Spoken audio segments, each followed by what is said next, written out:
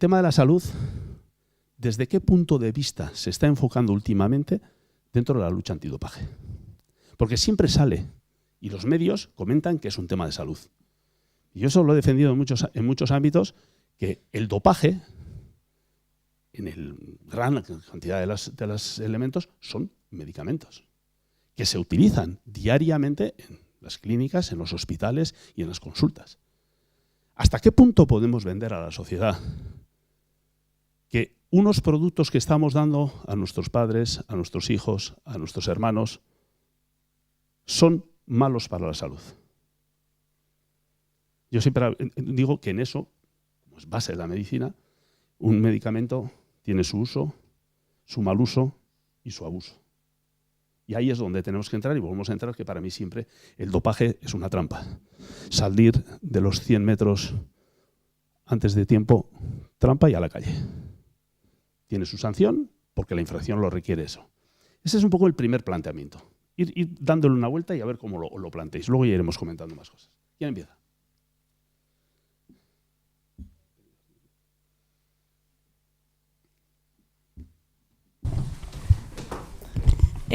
A ver, en sus inicios la lucha contra el dopaje efectivamente se planteaba solamente el aspecto de la salud, y en los últimos 10 años ha adquirido un carácter dual en el que también no solo la salud, sino lo que es la integridad en el deporte, sobre todo en el deporte de competición.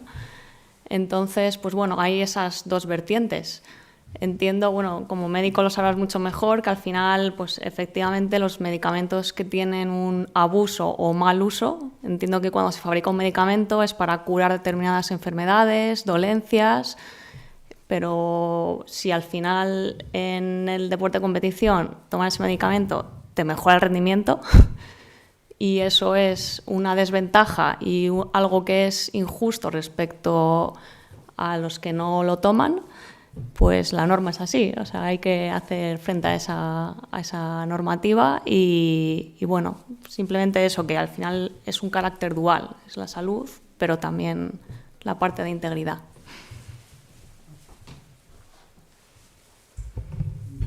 Yo creo que todos los fármacos, independientemente de que estén hechos para mejorarnos la vida en un momento en el que nuestra vida no está cuando mejor, todos tienen una letra pequeña y un manual de instrucciones detrás del copón, con lo que tomarlos sin necesidad, incluso teniendo necesidad, muchas veces la gente lee la letra pequeña y dice, ¡guau, qué de cosas, no me lo tomo! Tomarlo sin necesidad pues no es gratuito. Y luego, por otro lado, está el uso de esos fármacos. ¿Cómo son? Sabemos que muchos de los fármacos son utilizados en unas dosis, en macrodosis.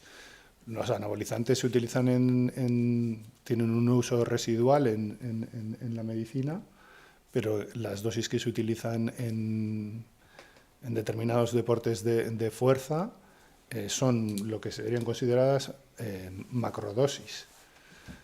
Entonces, tiene un riesgo cualquier medicamento utilizado por una persona que no tenga conocimiento de cómo usarlo, tiene un riesgo. Y ya no solo un medicamento, la misma ergogenia. Productos que se venden como ergogenia, yo creo que en unas manos o sin el conocimiento adecuado puede representar un peligro para la salud. A mí eso me parece que es bastante obvio. Voy a hacer de abogado del diablo, que para eso es mi papel. Has hablado de macrodosis, pero también te puedo recordar que la EPO se utiliza muchas veces en microdosis. Dosis muy por debajo de las dosis terapéuticas que utiliza un paciente. Esa es un poquito la duda. Simplemente ese es el comentario. Porque sí, estoy de acuerdo, porque efectivamente hay que saber cómo utilizar. Y luego la otra pregunta es el tema de la necesidad. Tenía un colega con el que discutí muchísimo, porque no estaba de acuerdo con sus criterios, que además le conocéis seguro de nombre, no voy a decirlo, que decía que dar sustancias, incluso dopantes, era una necesidad ante el deporte de alto rendimiento para devolverles la salud. Yo quería comentar, iba a hacer un poco también el comentario un poco crítico, que igual en este momento, no sé cómo decir, yo creo que el dopaje en el alto rendimiento puede estar más cerca de la salud. Ya de por sí el alto rendimiento yo no lo equipararía a salud, porque se entrena de una manera y se compite de una manera en el que se puede poner en riesgo en ciertos momentos su propia salud. Yo creo que el problema de salud en este momento sí que está con esas otras prácticas dopantes en los gimnasios y demás, y otro tipo de prácticas que se han mencionado, y sí creo que también que el argumento del dopaje, de la salud, es un argumento institucional que es también necesario para que los estados puedan seguir diciendo, oye, tenemos que estar aquí, tenemos que regular, porque en el momento que eso solo se convierte en una cuestión de es fair play o es juego limpio o es correcto, es incorrecto desde el punto de vista del deporte, las instituciones no tienen una plaza ahí. Entonces también creo que estratégicamente, hablando de las instituciones públicas, es un argumento, el de la salud, que tiene que seguir estando ahí, porque si no, en el momento que deje de estar va a ser muy difícil que las instituciones sigan estando implicadas en la lucha antidopaje. Vale. Solo un último apunte en el tema que justo acabas de hacer, que es el clásico, ¿no?, del debate de ¿el rendimiento es salud o no es salud? En lo que yo he estado en el laboratorio clínico del Consejo Superior de Deportes, más allá de una anemia o de un daño muscular, unas CKs elevadas, no he visto problemas de salud. A nivel analítico y teniendo en cuenta los deportistas que aparte también en mi desarrollo profesional de asesoramiento de ellos, cuando hay una buena gestión de todo el entorno y de toda la nutrición, de todo, el deportista está sano. Cuando se pasan esos límites, o se sobrepasan límites de entrenamiento, sobreentrenamiento y demás, ahí caemos en la probabilidad de utilizar sustancias dopantes, muchas veces. Porque eso también convives cuando estás en alto rendimiento, ¿no? Convives con esas personas que siempre quieren más, siempre hay que entrenar más, ese entrenador que exige más al deportista, cada vez más, y eso obviamente no es salud. Pero si se tiene bien ponderado todos y cada uno de los componentes, creo que biológicamente hablando, un deportista puede estar sano. Creo. La pregunta que le hago siempre es porque la duda, porque yo he vivido, yo he corrido 3 tours, no los he corrido, iba de médico, donde ves la situación de deterioro físico de algunos de ellos. Entonces, yo sé dónde están los límites, y os he dicho, yo tengo un límite aquí y sé lo que puedo hacer hasta ahí. Pero bueno, la vía más fácil es utilizar otras vías, pero en ese momento o se retira o a ver qué pasa. Sí, yo suelo apuntar lo que has dicho antes de que un deportista te haya dicho que necesita consumir sustancias dopantes para seguir en el deporte. Yo eso lo traduciría a adicción, y eso creo que es más un problema de salud mental que de salud fisiológica, y creo que la salud mental también entra dentro del concepto de la salud del deportista. Estamos hablando aquí de salud de términos físicos, pero al final también psicológicamente también tienen que estar sanos y bien. Y solo un apunte cortito, Lanzaría la cuestión. ¿Las cargas que lleva la competición van acorde a la fisiología o capacidad del ser humano para llevarlas a cabo? Ahí es donde está el punto. Ahí yo iría a ese debate más, ¿no? Esa discusión la tuve, yo creo que la primera vez en el año 96. Y quizá estabais todos por el año 96, pero Borja, que es un poco más mayor, más cercano a mí, pero no tanto. Vamos a seguir por esa línea un poco, porque uno de los temas que tenía, y que un poco para Elena, que ha tratado el tema un poco de ese punto de vista, y creo que Ikain también, es un poco el tema de la personalidad. Ha salido últimamente algunos artículos sobre la personalidad de ego, que es la que un poco va centrada en esa gente que necesita ganar a costa de todo, donde le importa lo que sea y cuáles son los medios para ganar. Y me ha llamado la atención en tu tesis que muchos opinaban que es necesario o que es indetectable, eran los dos planteamientos, un 77,2% de los deportistas decían que era indetectable, el 93% de los entrenadores, me ha llamado mucho la atención también esa diferencia, y que luego que no es necesario, sería en el 66,6%, pero me llama la atención todo ese porcentaje, porque es un tercio de deportistas que consideran que pudiera ser necesario en un momento determinado. Sí, efectivamente, resumiendo a nivel general resultados, las actitudes y la susceptibilidad al dopaje eran negativos, pero pero es verdad que el porcentaje de que respondieron a que sí, que consideran necesario, era, pues bueno, al final estamos hablando de personas, entonces es elevado y hay que tenerlas en cuenta, y de ahí está que precisamente esos deportistas o esos entrenadores que tienen esas actitudes positivas hacia el dopaje, pues son los que en determinadas situaciones que se les puedan presentar, pues por los diferentes factores en su contexto, pues que puedan llegar al final a esa conducta dopante. Entonces sí, son valores realmente preocupantes.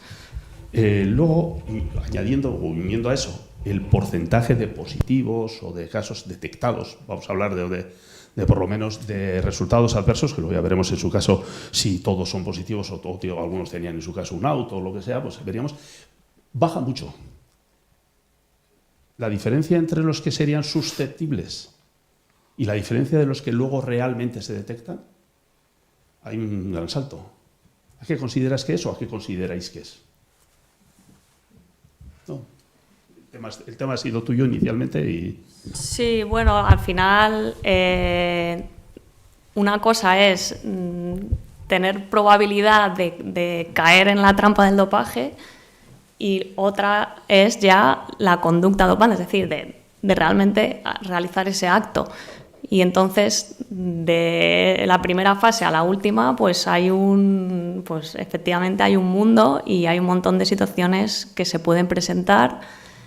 Y bueno, aún así es que el dato de los porcentajes que salen no reflejan la realidad. O sea, mi opinión personal, creo que hay un mayor porcentaje de deportistas que recurren a las sustancias prohibidas que los que salen en las muestras de los controles de dopaje, que es algo además que comentaba antes Borja, que hay que hacer controles inteligentes.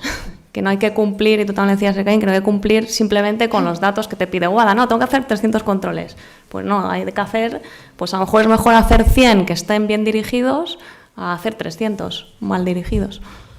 Y de ahí ese decalaje Yo quería añadir también que a mí me ha gustado mucho, hemos hablado en la comida también con Elena de la investigación, es un poco la línea que toma WADA, ¿no? Este punto de vista un poco psicosocial, más cercano igual a la psicología que a la sociología, de detectar perfiles de personas vulnerables o con cierta vulnerabilidad hacia la práctica dopante, pero como bien decía Elena luego, eso no significa que esas personas se vayan a dopar, ni que las personas que en principio no se consideran como vulnerables luego en un momento puedan doparse, ¿no? Y tuve la suerte de participar en una investigación muy interesante en Francia, que ya se estaba terminando cuando entré yo en el grupo, que planteaba, en vez de desde un punto de vista psicológico, más bien un punto de vista sociológico y de trayectorias deportivas, con la intención de decir, hombre, un deportista tiene una trayectoria muy larga y creemos que puede haber momentos clave en el que ese deportista pueda ser más vulnerable. Por ejemplo, como adolescente puede ser mucho más vulnerable a la presión de su entrenador,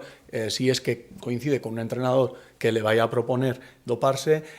Puede haber un momento también cuando esté muy cerca de, por ejemplo, firmar su primer contrato profesional en el que esté tentado de usar, y puede, si no, también tener una lesión y en un momento intentar revenir porque se le termina el contrato en 2 años y todavía no ha tenido buenos resultados y sabe que va a ser su última posibilidad. Entonces también muchas veces planteamos a los deportistas como un perfil vulnerable, no vulnerable, se va a dopar toda su vida, dopado, no dopado, y lo que la investigación nos permitía, porque tuvimos muchísimas entrevistas, casi 80 con deportistas, más de la mitad sí que se había dopado, y muchos decían, oye, esto no es ni una carrera de fondo, ni yo me dopo. O sea, yo me dopé en un momento para volver de una lesión, luego me he arrepentido el resto de mi vida, solo tomé esas 10 dosis de no sé qué era. O sea, también hay o sea, la casuística de casos de doping es muy amplia. Yo creo que es, primero vale que igual hay un no sé cuántos % de atletas que se haya dopado, pero igual algunos de esos atletas solo lo han hecho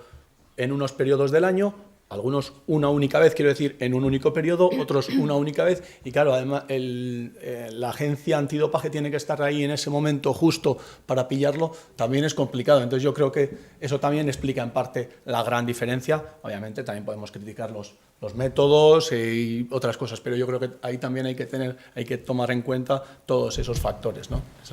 Un consejo es, si te vas a dopar, mejor hazlo con un buen médico. O sea, no un buen médico que no te ayude, porque al final, volviendo un poco a la salud, ¿no? Es decir, yo creo que el gran problema hoy es la pila de gurús, santeros y comunidad variopinta que muchas veces pulula en torno al deporte, que son los que están siendo los auténticos facilitadores del dopaje. Que los médicos que históricamente se han dedicado a dopar gente, y es obvio, y en España lo ha sabido, y además de cierto prestigio y nivel, siempre, es decir, es más deseable que te dope un médico que por lo menos va a tener unos conocimientos y va a recurrir a unas sustancias que por lo menos sean del circuito sanitario, que no van a estar del mercado negro y tal. Eso es una primera cuestión, porque realmente uno de los problemas que hay es, realmente no es que la gente se esté dopando, es decir, es cómo se están dopando. Es decir, yo alucino que la gente se esté poniendo, ya por un tema de sentido común, cosas fabricadas en laboratorios clandestinos, sin ningún tipo de control, ningún tipo de trazabilidad ni de conservación ni nada. O sea, ya es un tema, digamos, ilógico. Es decir, que el que tenga la tentación de doparse, mejor hacerlo con un buen médico. Pasa que, bueno, en este país ahora los médicos que históricamente se dedicaban a dopar a los atletas ahora se dedican al anti-aging. ¿Qué le vamos a hacer? Claro. Vale, ya te pillo. Totalmente de acuerdo en ese planteamiento, porque yo, los casos que yo digo, cuando yo estaba en un equipo ciclista, no voy a decir quién era el ciclista, pero se iba a retirar, eran los Juegos Olímpicos de Atenas, y 3 semanas antes, la clásica de Donosti me dice, voy a dar positivo.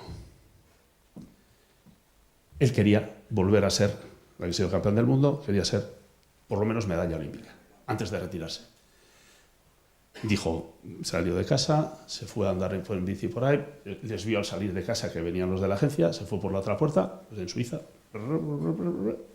y a 100 kilómetros de casa, en un cruce, ¡pum!, le pillaron.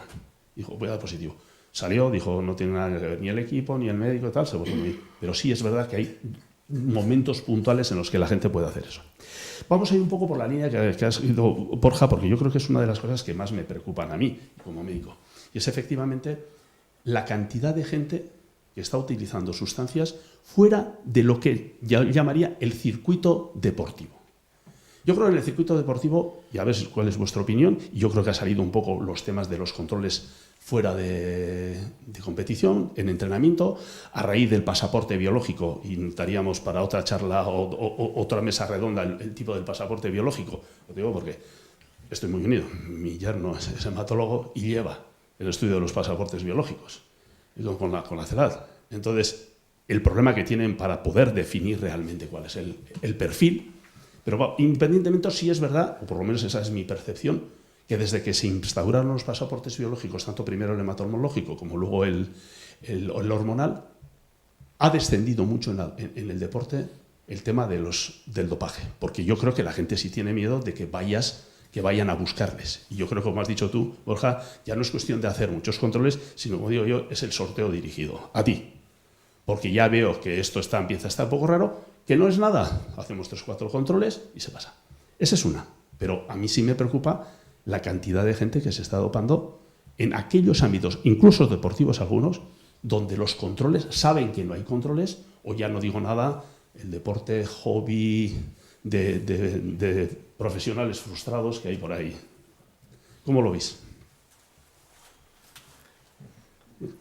Bueno, yo solo soy médico del deporte y la verdad es que solo he tenido una experiencia en ese sentido, o sea, una persona que vino a pedirme que le dopara y era un chaval que iba a un gimnasio del pueblo, vino con su madre.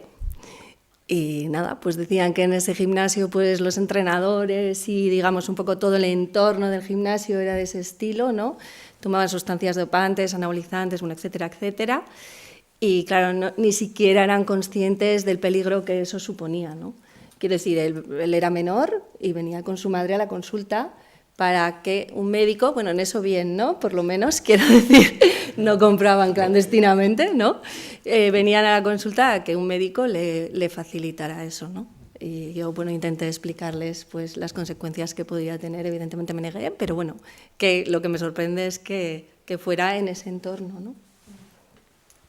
Yo lo que quiero decir es algo que hemos estado además comentando antes en la comida, y es que yo creo que todos, cuando hemos sido pequeños en el colegio, hemos recibido educación frente a los riesgos del tabaco, del alcohol, las enfermedades de transmisión sexual. ¿Se está recibiendo este tipo de educación respecto a los riesgos de estas sustancias, sobre todo los anabolizantes? La respuesta es no, ni siquiera en los grados de CAFID ahí se forma a los futuros personas que se van a dedicar al mundo del deporte en esto. Y a ver, que se iba a decir, que se me ha ido el santo al cielo. Bueno, efectivamente que en mi investigación había una pregunta sobre estos conocimientos, tanto en atletas como en entrenadores, y es que, sobre todo los deportistas, es que no tenían ni idea de los riesgos del consumo de estas sustancias. O no sabían o pensaban que no había ningún riesgo. Entonces, bueno, esto es, a día de hoy creo que el consumo de anabolizantes en gimnasios es como la droga del siglo XXI. O sea, se consume mucho y no se está abordando el problema. De ahí que sea un problema de salud pública. Yo creo que, como estábamos hablando de dopaje en el deporte, pues quizá queda un poco fuera del ámbito, porque es más en el ámbito, como has dicho antes, de la salud pública, más que de ese tema, porque claro, esto es un tema de reglamentación y un tema de control.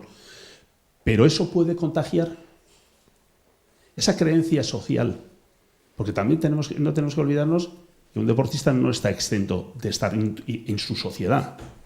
Y salir de juerga y utilizar cocaína, como suele decir mi hijo, no vayas al váter, ¿verdad? Porque igual encuentras unas líneas allí que no sabes lo que es, o se están tomando unas pastillas, y eso está admitido socialmente. A mí me preocupa mucho, y un poco desde el punto de vista ya de la reglamentación de la WADA, y escribí además un artículo en el que criticaba un poco eso de que se llamasen drogas sociales. Que la cocaína sea una droga social y que tenga menos importancia que un chaval con una efedrina de positivo. Entonces, ¿hasta qué punto esa visión social de que eso no es un problema y es una forma, además, de pasártelo bien, de disfrutar, incluso de conseguir esas masas musculares, etcétera, nos puede volver otra vez a ese concepto del dopaje para obtener? Alguien ha dicho antes que no es, y no sé si has dicho tú, Elena, o quién ha dicho, que no es por dinero o fama, pero por alguna razón será. Bueno, en el deporte de competición, el estudio que yo hice, que era en concreto en España, no lo hacían por dinero o por fama, era para mejorar su rendimiento. En el deporte de competición, el deportista que se dopa principalmente es para mejorar su rendimiento, para a cambio pues conseguir lo que pretenda conseguir. Pero no es una forma indirecta de conseguir o fama o dinero, o las dos. Hombre, sí, indirectamente sí. Claro, pero él lo hace pensando en que quiere mejorar su rendimiento deportivo. Y bueno, no sé cuál era la pregunta. No, eso, lo que puede influir todo eso en lo que la sociedad está percibiendo. Cada vez hay... O sea, antiguamente yo siempre solía decir que el problema del dopaje es un problema de la sociedad. No solo es un problema del mundo deportivo. Pero es que ahora cada vez más la utilización de sustancias por juerga o porque la noche he estado de juerga y luego tengo que trabajar o por no sé qué, eso está incluso asumido socialmente.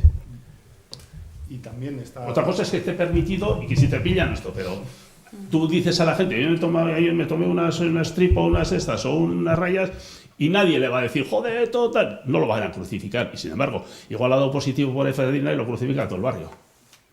Hoy, o sea, lo mismo que las drogas de uso recreativo, el consumo se ha normalizado y la aceptación del consumo también se ha normalizado. Yo creo que este tipo de sustancias encaminadas a mejorar la imagen se está normalizando cada día más. Hasta tal es el punto de que si entráis en el Marca de hoy, tenéis un actor de una teleserie de éxito en una plataforma de estas de la tele que defiende el consumo de testosterona y hormona de crecimiento. Sale hoy en el Marca, en un artículo. Hoy no lo he leído, lo leí ayer. No sé deciros cuál es la serie porque no soy muy de ver series en la televisión. Pero bueno, te quiero decir que hasta que públicamente un actor, porque dice que la serie va a tener 15 temporadas y él no es capaz de mantener el estatus, el estado físico ese durante las 15 temporadas que va a durar la serie. O sea, eso es un signo inequívoco de que... Pero no es trampa. No es trampa. Quería decir un poco hasta qué punto se está normalizando, como ha dicho Iñaki, el consumo de estas sustancias encaminadas a la imagen, no a la trampa deportiva. Es decir, que también va a haber casos en los que sea trampa en la sociedad, yo que sé, para opositar para Ertzaina o bombero, que necesitas pruebas físicas, incluso para entrar en este grado. También es trampa. Sí, también es trampa. Las bases Pero y los exámenes cada vez más también que hablan de doping cognitivo, en esto no solo ya con un objetivo de un concurso, sino de ya poder rendir, de ser hiperproductivos como se nos exige, y que pues aquí no debe, bueno, yo al menos, aparte de la cafeína, no conozco así muchos compañeros que abusen, pero al parecer tengo compañeros con los que estamos preparando pues algunas charlas de este tipo sobre el doping online y tal, y uno de ellos seguramente a final de año sea sobre microdosaje y tal, pero para sustancias que mejoran el rendimiento cognitivo, y debe haber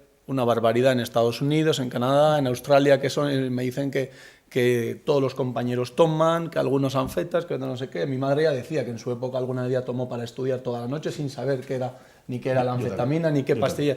Pero... Centraminas. Pues ¿Querías decir algo? No. No, se me ha ido un poco.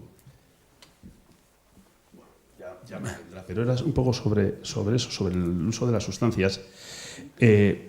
A mí siempre me llama la atención en este tema, es hasta qué punto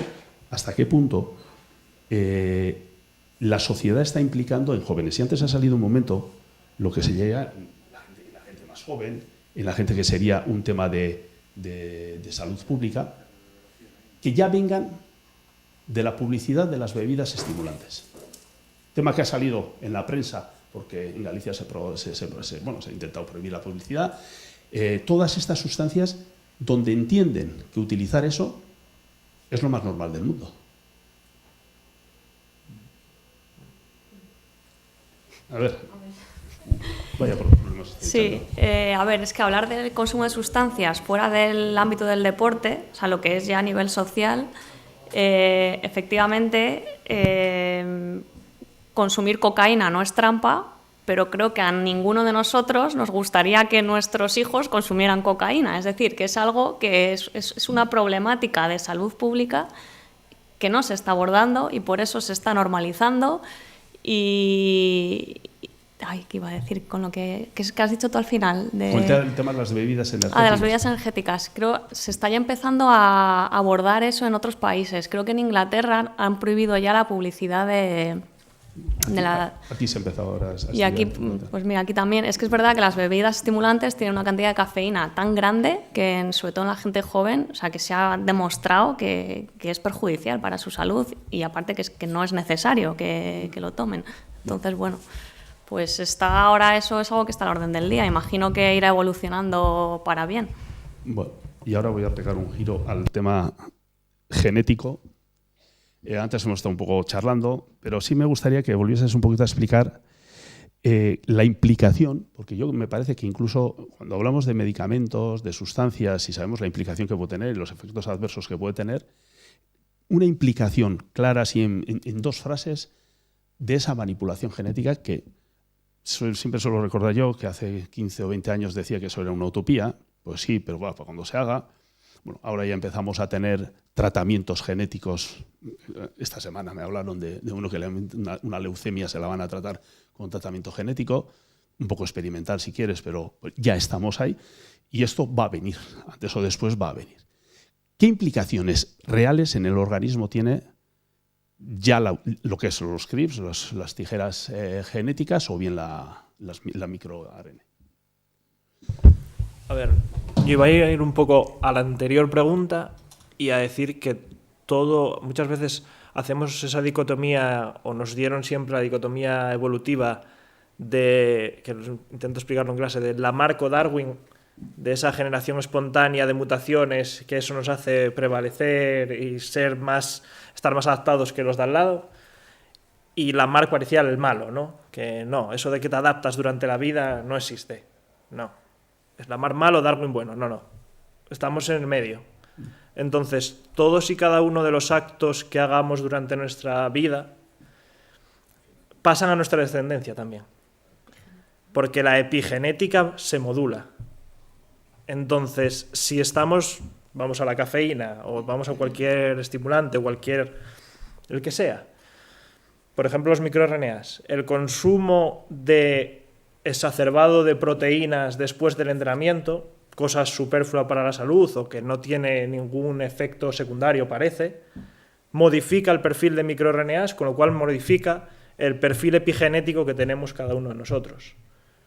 Con lo cual eso va a tener unas consecuencias hereditarias y va a modificar lo que venga después. Todo eso, si lo llevamos al CRISPR, que es la adición genética específica de un gen, pues si con 25 nucleótidos modificados, como veíamos en ese ratón que presentaba yo, con 25 eliminados, no me quiero imaginar con 1000 eliminados o 2000, porque pensamos en eliminar información, pero cómo interacciona, por ejemplo, 3D, tridimensionalmente, esa secuencia con la de al lado, es muy importante para la expresión de los genes. Entonces, hay que tener muy claro que lo que se va a eliminar es específico, y yo iría, y lo que va más la tendencia ahora en farmacología genética, por así decirlo, es a la inhibición específica de algo periódicamente que se puede activar e inactivar. Ahí es donde hay más futuro, porque tú no interfieres directamente sobre la expresión, no interfieres directamente sobre la secuencia como el CRISPR, sino interfieres en una expresión específica. Por ejemplo, inhibir el MIR29, ya que estaba hablando de ese ejemplo, inhibir el MIR29 para patologías como el Alzheimer, o aumentarlo, sobreexpresarlo. Eso puede tener sentido, porque son utilizar las herramientas biológicas con un fin de un tratamiento. Ahora, la inhibición completa de algo es, biológicamente hablando, para una aberración y jugar a un juego que no sé si queremos entrar en él. Ese es mi punto de vista, y creo que las investigaciones van por ahí. Y otro de los planteamientos que antes hemos hablado es la realidad del dopaje ese genético con el costo económico que tiene. Porque claro, el tratamiento que estuve leyendo hace poco de los CRISPR y tal, hablamos de 2 millones de euros. 2 millones de dólares, algo menos de euros. ¿Hasta qué punto es una realidad o todavía es una utopía? A ver, el tema del CRISPR es muy complejo porque necesitas de mucho proceso previo.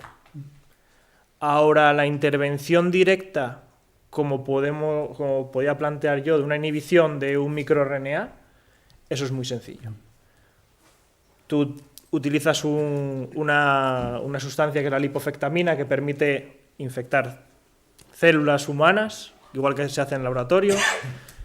Creas un inhibidor o un suplementador de ese microRNA y lo introduces en las células mediante inyección, y no hay mucho coste. Ahora, los efectos secundarios que eso puede tener, nadie lo sabe. ¿Y la detección de ese tipo de dopaje? Ahí es donde hablaba la respuesta coordinada, de si tú inhibes uno, van todos en cadena. Y ahí detectas todos los demás. Y eso lleva consigo una serie de efectos que los vas a detectar muy fácil. O sea, muy fácil, sin analizar desde este punto de vista. Y incluso el CRISPR con microRNAs podrías detectarlo, porque se asocian genes específicos a microRNAs específicos, secuencialmente. Localizada en el locus es el mismo, entonces lo detectas porque no hay expresión de ese microRNA, por ejemplo. Y eso es sencillo, sencillo desde el punto de vista analítico. Teórico.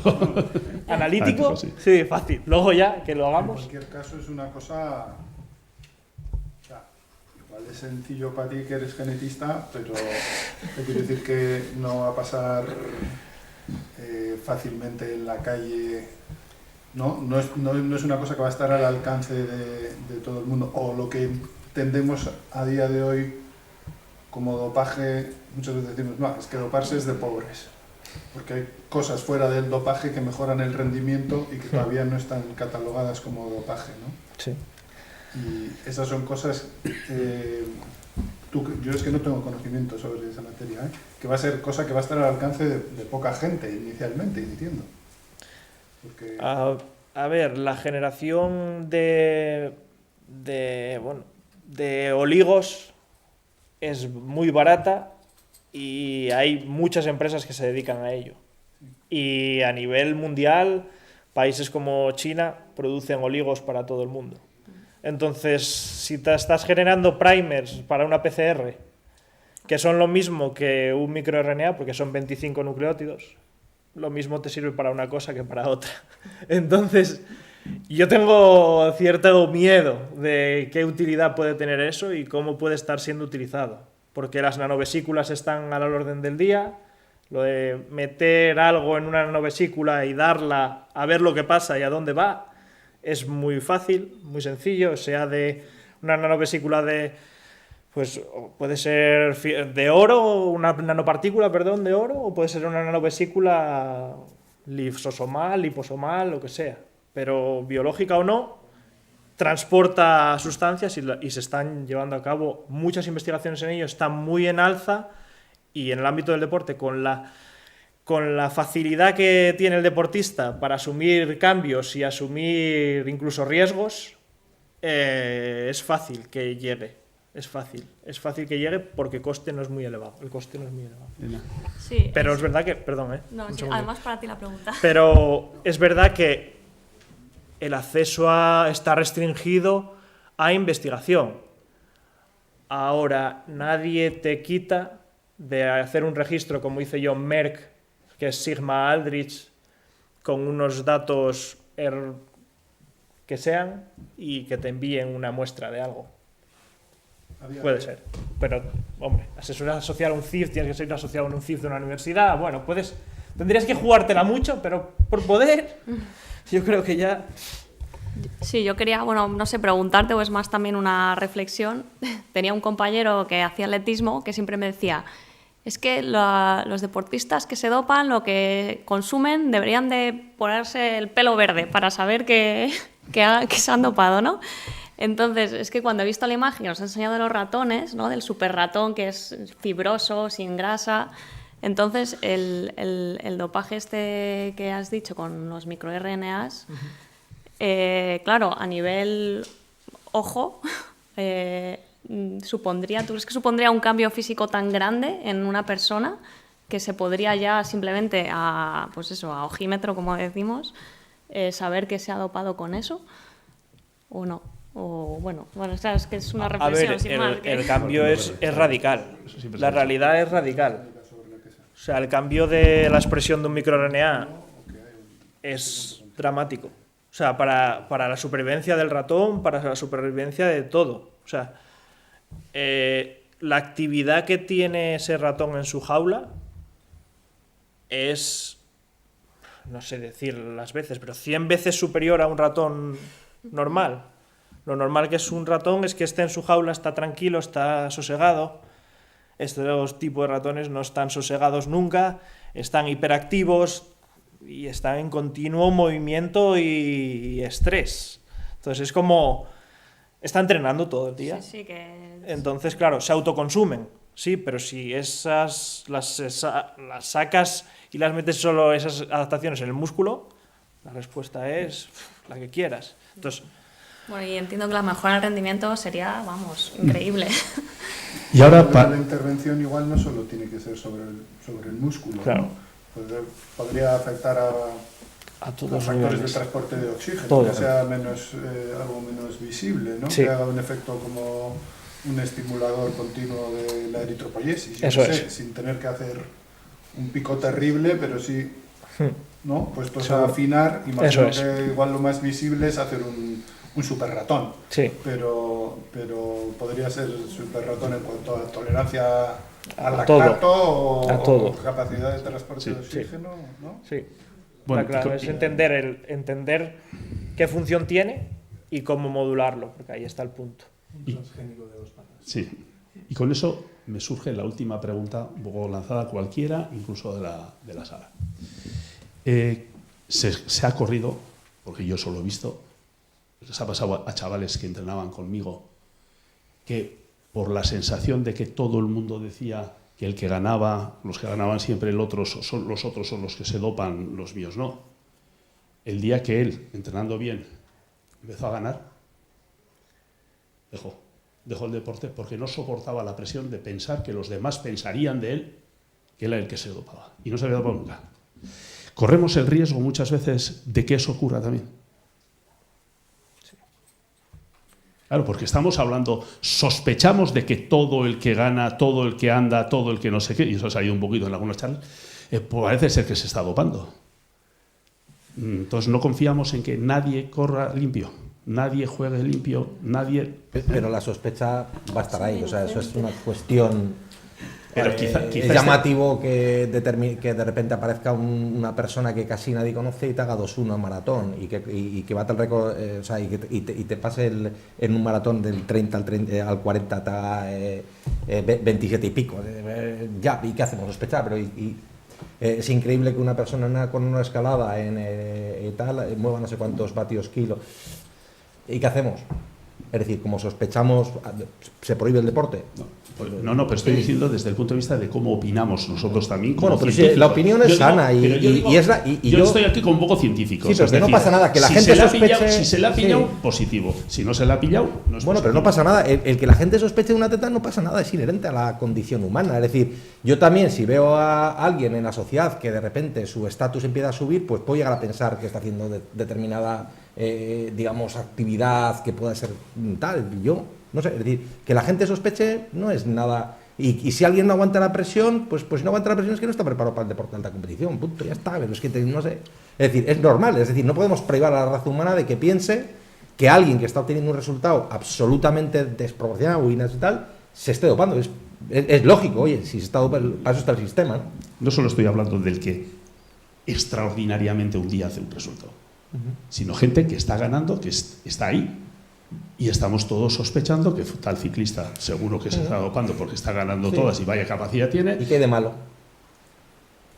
Yo creo que desde es normal que se piense. Pero creo que desde el punto de vista científico y en las charlas deberíamos de frenar un poquito ese tipo de opinión. No, pero me es muy complicado entrar en la mente de la gente para pensar cuando el background o el histórico es el que es. Cojamos los históricos en ciclismo del Tour de Francia, cojamos los históricos de las pruebas de 100 metros lisos en atletismo. O sea, el histórico, o sea, venimos donde venimos, hemos hecho lo que hemos hecho. Nuestros antecesores nos han situado donde estamos. Entonces, tampoco es normal que la gente dice, hombre, si el ganador del Tour del año no sé cuánto cayó, el del siguiente cayó, el siguiente cayó, el siguiente cayó, y el que está ahora está batiendo sus registros y sus marcas, hombre, me va a generar cierta desconfianza. Bueno, pero eso es asumir la realidad, y eso no nos tiene que... ¿Qué hacemos ante eso? Decir a la gente, no pienses eso, pues tendrá que pensarlo. Y es normal que lo piense, pero no me parece malo que la gente lo piense.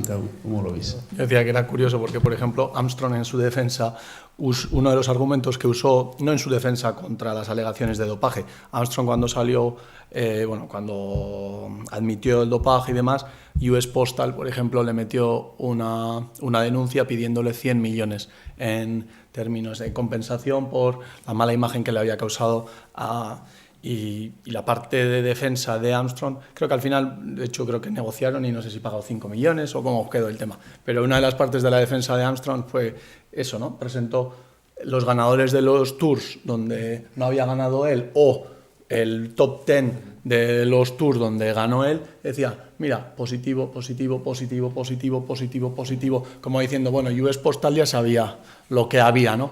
Yo no sé, a mí ese argumento siempre me ha parecido un tanto, no sé, peligroso, porque también por un lado tienes el hecho de que, nunca vamos a poder disfrutar un poco de un evento deportivo sin esa sospecha, pues puede que nunca lo podamos hacer, pero por otro lado pensar siempre, están todos hasta arriba y, oye, tampoco no inviertas en deporte, porque al final si estás invirtiendo en ciclismo, es esto lo que te vas a encontrar. Yo creo que también eso es una imagen que poco a poco hay que cambiar y que de hecho que poco a poco está cambiando, pero sí que es verdad que, como dice Borja, venimos de donde venimos, igual se necesitarán años de trabajo serio, el pelotón de ahora claramente no es el de hace 20 años, igual el de dentro de 20 años no será el de ahora tampoco, yo creo que es... O sí, no lo sabemos, sí. Es que no se sabe. Es que paso está el sistema. O sea, una última solo en relación con esto y dándolo un poco en positivo. Que es verdad que el pelotón de ahora no es el mismo, los deportistas no son los mismos y el control que hay es muy grande del entorno.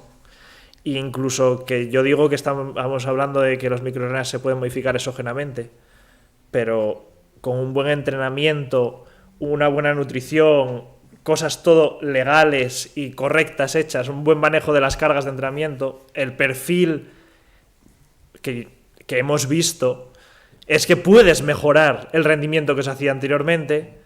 Igual que Jordan, cuando me dio clase, nos hablaba de cuánto tiempo se predecía a partir de una prueba de esfuerzo, cuánto tiempo podía hacer ese deportista en la maratón y predecir esos rendimientos.